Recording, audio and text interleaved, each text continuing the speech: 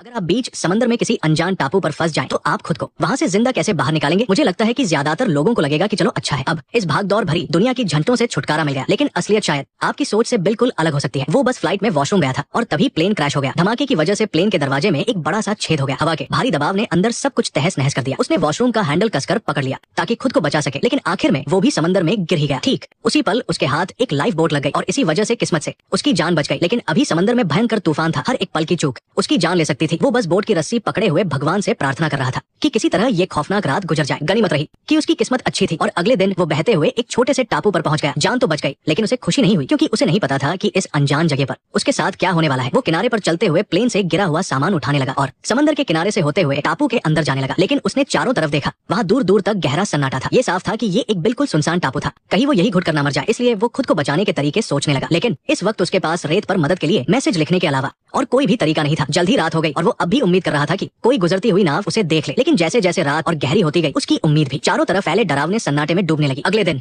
उसने मिले हुए सामान से अपने लिए एक छोटा सा टेंट बनाया और एक एक करके काम की चीजें चेक करने लगा। लेकिन फिलहाल उसके पास अपनी गर्लफ्रेंड की दी हुई घड़ी के अलावा ऐसा कुछ भी नहीं था जो उसके काम आ सके। अपनी गर्लफ्रेंड के साथ शादी के खूबसूरत सपने याद करके उसे इस सफर पर आने का बहुत पछतावा हो रहा था। चक अमेरिका की एक कोरियर कंपनी में बड़े ओहदे पर काम करता था। वो अमीर था और उसकी जिंदगी एकदम परफेक्ट थी। उसके काम की वजह से वो हमेशा बिजी रहता था, लेकिन वो वक्त का बहुत पाबंद भी था। चक हमेशा अपने हर मिनट का एकदम सही हिसाब रखता था, लेकिन इसी वजह से वो अपनी गर्लफ्रेंड केली को वक्त नहीं दे पाता था। ट्रिप पर जाने से पहले केली ने उसे एक घड़ी दी थी और कहा था कि वो क्रिसमस से पहले लौट आए ताकि वो दोनों शादी कर सके। लेकिन इस अचानक हुए प्लेन क्रैश ने शादी के उस खूबसूरत सपने को हमेशा के लिए रोक दिया था। जब उसके घर वालों को लगने लगा कि चक इस हादसे में मारा गया है, तो वहीं दूसरी तरफ वो किसी तरह जिंदा बच गया। लेकिन इस टापू पर खाने पीने का कोई जुगाड़ नहीं था। चक वहाँ कितने दिन टिक पाएगा ये किसी को नहीं पता था। उसने किनारे से अपनी कंपनी के बहुत सारे पार्सल जमा किए थे, लेकिन उसने उन्हें खोलने के बारे में नहीं सोचा क्योंकि उसके लिए ये काम के उसूलों के खिलाफ था। एक वीरान टापू पर फंसने के बाद भी वो ग्राहकों के भरोसे को नहीं तोड़ना चाहता था। कल उसने जो किनारे पर मदद का मैसेज लिखा था, उसे भी समंदर की लहरों ने मिटा दिया था। अब उसे लकड़ी के टुकड़ों से फिर से मैसेज लिखना पड़ा। जिंदा रहने की आग चक के दिल में और भी तेज हो गई थी। उसे पता था कि अगर यहाँ से बाहर निकलना है तो जिंदा रहना बहुत जरूरी है। लेकिन इस सुनसान टापू पर एकदम सख्त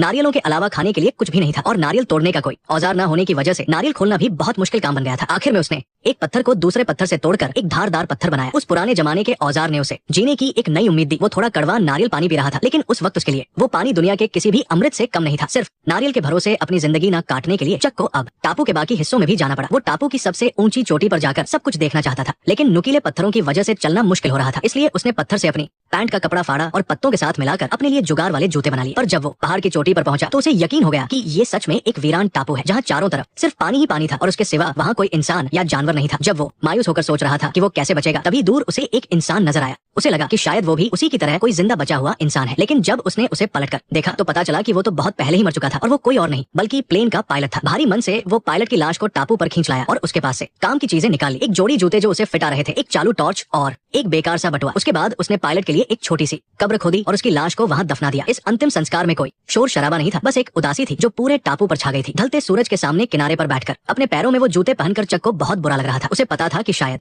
उस कब्र में लेटने वाला अगला इंसान वो खुद ही होगा। उस रात चक बिल्कुल भी सो नहीं पाया। उसे पता था कि ऐसे हाथ पर हाथ धरे बैठने से वो बस अपनी मौत का इंतजार कर रहा है। अगर उसे अपनी गर्लफ्रेंड से दोबारा मिलना है तो उसे किसी भी तरह जिंदा रहना ही होगा। इसलिए अगले दिन से उसने जंगल में जिंदा रहने के तरीके ढूंढने शुरू कर दिए। उसने पत्तों की ओस की बूंदों को नारियल के खोल में जमा करना शुरू किया ताकि पीने के लिए साफ पानी मिल सके। उसने एक लकड़ी को पत्थर से घिसकर नुकीला बनाया और उसे मछली पकड़ने के भाले की तरह इस्तेमाल किया। हालांकि ये सब कुछ बहुत बेवकूफी भरा लग रहा था, लेकिन खुद को काम में बिजी रखने की वजह से वो अब फालतू और नेगेटिव बातें नहीं सोच रहा था। उस रात वो किनारे पर टॉयलेट करने गया, तभी अचानक उसे दूर एक हल्की सी रोशनी नजर आई। वो जोर जोर से चिल्लाने लगा ताकि गुजरती हुई नाव को उसकी आवाज सुनाई दे। उसे ऐसा लगा जैसे डूबते को तिनके का सहारा मिल गया हो। उसने अपनी टॉर्च से रोशनी चमकाना शुरू किया, लेकिन वो जहाज इतनी दूर था कि वो रोशनी उस तक नहीं पहुंच पाई। उस रोशनी को अपनी आंखों के सामने ओझल होते देख उसे बहुत गुस्सा आया और वो बहुत निराश हो गया। इसलिए अगले दिन सूरज निकलते ही वो अपनी लाइफ बोट लेकर उस जहाज की तरफ निकल पड़ा। ये कई हफ्तों बाद उसके हाथ लगा। बचने का एक मौका था, वो इसे ऐसे ही कैसे जाने दे सकता था। हालांकि उसके बचने का इरादा बहुत पक्का था, लेकिन वो समंदर की तेज लहरों के सामने टिक नहीं पाया। उसने कई बार लहरों को पार करने की कोशिश की, लेकिन लहरों ने उसे बार बार वापस किनारे पर फेंक दिया। इस तरह उसने समंदर में जाने की कई बार कोशिश की, लेकिन आखिर में लहरों ने उसे पूरी तरह से अपने कब्जे में ले लिया। तभी अचानक उसे बहुत तेज दर्द हुआ। चक के पैर में समंदर के अंदर मौजूद नुकीले मूंगों से एक बड़ा कट लग गया था। अब उसके अंदर आगे बढ़ने की बिल्कुल भी हिम्मत नहीं बची थी। उसे अपनी टूटी हुई बोट को घसीटते हुए वापस किनारे पर आना पड़ा। शाम होते होते अचानक से बहुत तेज तूफान और बारिश शुरू हो गई। चक पहले से ही घायल था और इस तूफान ने उसकी हालत और खराब कर दी। उसने अपनी बोट से कंपनी के पार्सल को ढक दिया और अपने खून से लथपथ पैर को घसीटते हुए बारिश से बचने के लिए कोई दूसरी जगह ढूंढने लगा। उसे एक छोटी सी गुफा मिली और वहाँ बैठकर उसने बारिश का थोड़ा गंदा पानी पिया। किया ताकि वो खुद को होश में रख सके, लेकिन उसकी ताकत बिल्कुल खत्म हो चुकी थी और उसका घायल शरीर अब और नहीं सह पाया और वो वही बेहोश होकर गिर पड़ा। रात के अंधेरे में उसके पीछे जल रही वो इकलौती टॉर्च भी बैटरी खत्म होने की वजह से बुझ गई। अगले दिन जब चक उठा तो उसे बहुत दर्द हो रहा था।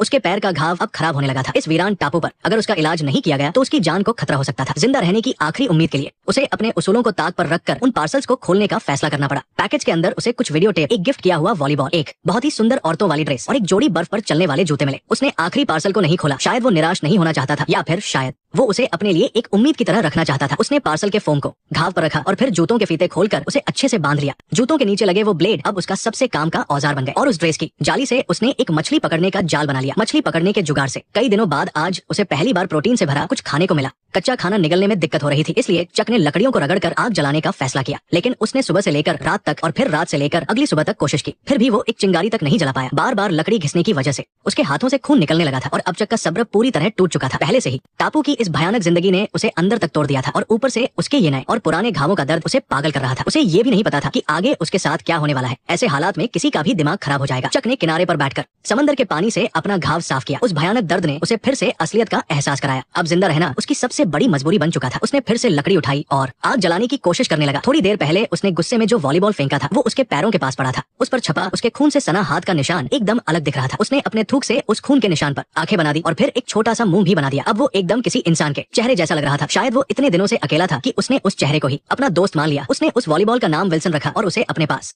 रख लिया ताकि उसे किसी का साथ महसूस हो। ये सब कुछ थोड़ा अजीब जरूर था, लेकिन कम से कम अब वो खुद को अकेला महसूस नहीं कर रहा था। विल्सन के उसके पास होने से चक में फिर से एक नई जान आ गई। जैसे जैसे वो लकड़ियों को और तेजी से रगड़ने लगा, उन लकड़ियों से सच में एक चिंगारी निकल आई। उस रात चक इतना ज्यादा खुश था जितना वो पहले कभी नहीं हुआ था। उसे ऐसा लग रहा था जैसे उसने दुनिया जीत ली हो और एक बहुत बड़ी जंग पार कर ली हो। इस आग की वजह से अब वो अपना खाना पकाकर खा सकता था और सबसे बड़ी बात, आग से उठने वाले धुएं से कोई उसे देख भी सकता था। रात को चक अपने भुने हुए केकड़े खाते हुए खुद से बातें कर रहा था और विल्सन को बता रहा था कि वो अभी कहाँ है। अपने थोड़े बहुत अंदाजे से उसने हिसाब लगाया कि वो अब अपने शहर से, इसका मतलब था कि कोई उसे ढूंढ लेगा। इसकी संभावना ना के बराबर थी। हालांकि अब चक के पास कोई और रास्ता नहीं था। वो बस एक ही चीज कर सकता था कि वो हिम्मत रखे और जिंदा रहे। लेकिन लंबे समय से खराब खान पान और साफ सफाई न होने के कारण उसके पहले से खराब दांतों में अब सूजन और इन्फेक्शन होने लगा था। आखिर में जब दांत का दर्द बर्दाश्त के बाहर हो गया तो उसने फैसला किया कि वो इसे हमेशा के लिए निकाल देगा। उसने अपने सीधे हाथ में आइस स्केट की ब्लेड पकड़ी और उसे दांत पर रखा। फिर उल्टे हाथ में एक भारी पत्थर उठाया। उसने सोचा रोज तड़पने से अच्छा है एक बार दर्द सह लिया जाए। उसने हिम्मत जुटाई और ब्लेड पर पत्थर मार दिया। इस तरह जंगल में जिंदा रहने के उसके तरीके बेहतर होते गए और देखते ही देखते 4 साल बीत गए और चक भी एक कामयाब इंसान से पूरी तरह बदलकर एक जंगली आदमी बन चुका था। हालांकि उसे मछली पकड़ना आ गया था और खाने की कोई कमी नहीं थी, लेकिन उसकी आंखों में जीने की वो पुरानी चमक गायब हो चुकी थी। अब उसे किसी भी तरह की मदद मिलने की कोई उम्मीद नहीं बची थी। अब हर एक दिन उसके लिए अकेलेपन की एक भारी सजा था। एक दिन उसने चट्टानों के पास से लोहे का एक टुकड़ा उठाया तो खाली बैठे हुए उसने उसे रेत में गाड़ दिया। जैसे ही समुद्र की हवा से वो लोहे का टुकड़ा गिरा, उसके दिमाग में तुरंत एक आइडिया आया। अगर वो इससे एक पाल बना ले तो शायद सच में उसे इस जगह से बाहर निकलने का मौका मिल सकता है जिसने उसे 4 साल से कैद कर रखा था। वो अब ऐसे ही मरने का इंतजार नहीं कर सकता था। उसे इस मनहूस आइलैंड से निकलना ही था। इसलिए चक तुरंत काम में लग गया। उसे सबसे पहले अपने लिए एक नाव बनानी थी। उसने बहुत सारी लकड़ियां इकट्ठी की और उन्हें साथ रखा। फिर पेड़ की छाल से उन्हें मजबूती से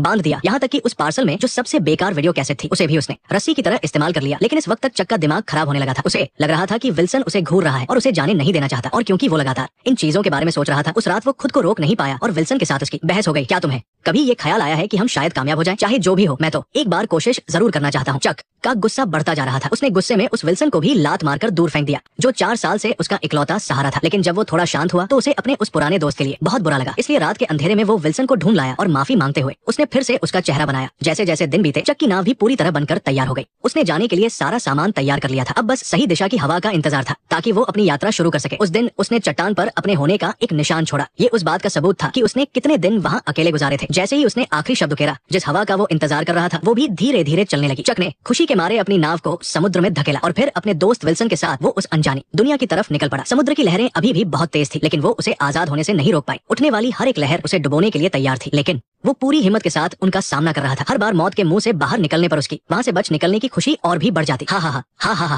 हा हा हा हा हा हा हा हा हा हा हा। पीछे मुड़कर उस आइलैंड को देखते हुए जिसने उसे 4 साल तक कैद रखा था, चक के दिल में एक अजीब सा एहसास था जिसे वो बयां नहीं कर सकता था। अगर उसने इस मुश्किल का सामना करने की ठानी न होती तो शायद आज भी वो वही अकेले और बिना किसी उम्मीद के जिंदगी काट रहा होता। लेकिन उसके जिंदा रहने की जंग तो बस अभी शुरू ही हुई थी। उसे अंदाजा भी नहीं था कि आगे आने वाला खतरा ही उसकी जिंदगी की सबसे बड़ी और जानलेवा चुनौती होगी। जब उसे लगा कि वो यूं ही तैरते हुए वापस अपने घर पहुंच जाएगा, तभी अचानक आए एक भयंकर तूफान। तूफान ने उसे एक और जोरदार झटका दिया। उस रात तेज हवाओं और मूसलाधार बारिश ने उसे ऐसा धोया कि वो अपनी आंखें तक नहीं खोल पा रहा था। वो बस अपनी नाव को कसकर पकड़े रहा और बेबस होकर प्रार्थना करने लगा। वो बस यही उम्मीद कर रहा था कि उसकी नाव समुद्र की इन तेज लहरों को झेल जाए। ये रात उसकी जिंदगी की सबसे मुश्किल रात थी। वो कुछ भी नहीं कर सकता था, उसे बस सब कुछ किस्मत पर छोड़ना पड़ा। गनीमत ये रही कि चक किस्मत वाला था। उस रात का वो भयंकर तूफान भी उसकी जान नहीं ले पाया, लेकिन इस तूफान में उसकी नाव बुरी तरह टूट गई थी। और उससे भी बड़ी बात यह थी कि रस्सी ढीली हो जाने की वजह से उसका पुराना दोस्त नाव से अलग हो चुका था। जब तक उसे इस बात का पता चलता, विल्सन लहरों में बहकर बहुत दूर जा चुका था। इतने लंबे वक्त में सिर्फ वही उसका इकलौता साथी था जिससे वो अपने दिल की बातें कहता था। भले ही वो बस एक वॉलीबॉल था, लेकिन वो उसके जीने का सहारा था। चक ने बिना कुछ सोचे समझे उसे बचाने के लिए समुद्र में छलांग लगा दी, लेकिन विल्सन इतना दूर जा चुका था कि इस गहरे समुद्र में चक का वहां तक पहुंचना नामुमकिन था। एक तरफ उसकी वो नाव थी जो उसकी जान बचा सकती थी, और दूसरी तरफ उसका सबसे प्यारा दोस्त था। लेकिन अब उसके पास कोई चारा नहीं बचा था। वो बस बेबसी से अपने दोस्त को लहरों में दूर जाते हुए देखने के अलावा कुछ नहीं कर सकता था। अपना इकलौता दोस्त खोने के बाद अकेलेपन और बेबसी ने उसे फिर से घेर लिया। अपनी उस टूटी फूटी नाव को देखकर और चारों तरफ फैले उस विशाल समंदर को देखकर चक को ये बात समझ आ गई थी कि अब वो कभी वापस अपने घर नहीं जा पाएगा। अपना इकलौता दोस्त खोने के बाद उसकी जिंदा रहने की जो थोड़ी बहुत हिम्मत बची थी, वो भी पूरी तरह से टूट गई। आखिर में उसने अपने चप्पू को फेंक दिया और फैसला किया कि वो शांति से समंदर में डूबकर मौत का इंतजार करेगा। जब चक मौत को गले लगाने के लिए पूरी तरह तैयार था, तभी उसे एक ऐसी सीटी की आवाज सुनाई दी जो उसने अब तक सिर्फ अपने सपनों में सुनी थी। उसे यकीन नहीं हुआ और उसने अपनी आखिरी ताकत लगाकर पीछे मुड़कर देखा। एक बहुत बड़ा जहाज किसी भगवान के चमत्कार की तरह उसके सामने खड़ा था। एक हफ्ते बाद चक कई सालों की मुसीबतें सहने के बाद आखिरकार प्लेन से अपने घर वापस लौट आया। उसके मौत के मुंह से वापस आने और वहाँ जिंदा बचने की कहानी हर जगह फैल चुकी थी, लेकिन चक को इन सब बातों से कोई फर्क नहीं पड़ रहा था। वो तो बस अपनी मंगेतर से मिलना चाहता था जिसे उसने 4 साल से नहीं देखा था। लेकिन जब केली का पति दरवाजा खोलकर अंदर आया, तब जाकर उसे पता चला कि जिस इंसान के बारे में वो दिन रात सोचता था वो शादी कर चुकी है और उसका एक बच्चा भी है। केली का पति लगातार चक को शांत करने की कोशिश कर रहा था और अपनी पत्नी का बचाव कर रहा था कि इसमें उसकी कोई गलती नहीं थी। जब केली को चक के गायब होने की खबर मिली थी तो वो टूट गई थी, लेकिन जब सबने मान लिया कि चक मर चुका है, तब जाकर उसने अपनी जिंदगी में आगे बढ़ने का फैसला किया। खिड़की के बाहर अपनी मंगेतर को बुरी तरह रोते हुए देखकर चक को अचानक से थोड़ा सुकून महसूस हुआ। सच में उसकी मंगेतर की कोई गलती नहीं थी। अगर वो उसकी जगह होता तो शायद वो भी यही फैसला करता। अब उसे इस तरह खुश देखकर चक को लगा कि ये भी तो प्यार निभाने का एक तरीका ही है। उस रात कंपनी ने उसके लिए एक वेलकम पार्टी रखी और ढेर सारे सीफूड की दावत तैयार की। टेबल पर रखे उस शानदार खाने और केकड़ों को देखकर चक के मन में कई तरह के ख्याल आ रहे थे। उस आइलैंड पर वो केकड़े और मछली खा कर थक चुका था। वही चीजें यहाँ लोगों के लिए किसी शानदार दावत जैसी थी। हर इंसान के जिंदगी को देखने का नजरिया अलग होता है, उनकी उम्मीदें भी बिल्कुल अलग होती है। बिल्कुल अभी अभी लौट कर आए चक की तरह टेबल पर रखे इस सारे शानदार खाने की कीमत उसकी नजरों में एक टर्की के बराबर भी नहीं थी। अगले दिन चक ने उस पार्सल को जिसे उसने आइलैंड पर कभी नहीं खोला था उसकी सही जगह पर पहुंचा दिया और साथ में एक लेटर भी दिया। उसने उसे धन्यवाद दिया कि उसके पार्सल ने उसकी जान बचा ली और ये भी कहा कि उसके पार्सल ने उसे डटे रहने की हिम्मत दी। इतने लंबे समय तक उसके साथ रहने वाले इस रहस्यमय पार्सल के अंदर आखिर क्या था, उसने अंत तक इसे खोल कर देखने का फैसला नहीं किया। वापस जाते हुए वो फिर से किस्मत के उसी चौराहे पर खड़ा था। पूरब, पश्चिम, उत्तर या दक्षिण, उसे फिर से एक चुनाव करना था। ये बिल्कुल ऐसा ही था जैसे जिंदगी के अगले पड़ाव का सामना करना। आपको हमेशा आगे बढ़ने के लिए एक दिशा तो चुननी ही पड़ती है। जिंदगी में कभी कभी सच में ऐसा लगता है कि सारे रास्ते बंद हो गए हैं, लेकिन थोड़ा और आगे बढ़ने की कोशिश जरूर करनी चाहिए। हो सकता है कई मुश्किलों का सामना करने के बाद रोशनी आपके सामने ही हो। ये फिल्म सिर्फ मुश्किल हालात में जिंदा बचने के बारे में नहीं है, बल्कि ये अंदर से मजबूत होने और खुद को पहचानने के बारे में भी है। आइलैंड पर बिताए 4 सालों में चक ने सिर्फ शारीरिक रूप से ही परेशानियां नहीं झेली, बल्कि वो मानसिक रूप से भी पूरी तरह बदल गया था। वो एक मतलबी और रूखे काम के दीवाने इंसान से एक ऐसा इंसान बन गया था जो जिंदगी से प्यार करता था और हर चीज के लिए आभारी था। उसने अकेलेपन के साथ रहना सीख लिया था। उसने मुश्किल समय में उम्मीद खोजना और खुद को फिर से पहचानना सीख लिया था। खुद को इस तरह से बदलने और आगे बढ़ने की वजह से ही चक को लोगों की दुनिया में वापस लौटने पर जिंदगी के बदलावों का डटकर सामना करने में मदद मिली। बल्कि ये हमें भी एक बहुत बड़ी सीख देता है। जिंदगी के सफर में हम सभी को कई तरह की चुनौतियों और मुश्किलों का सामना करना पड़ता है, लेकिन अगर हम अपनी गलतियों से सीखते रहें और आगे बढ़ते रहें तो हम जरूर एक बेहतर इंसान बन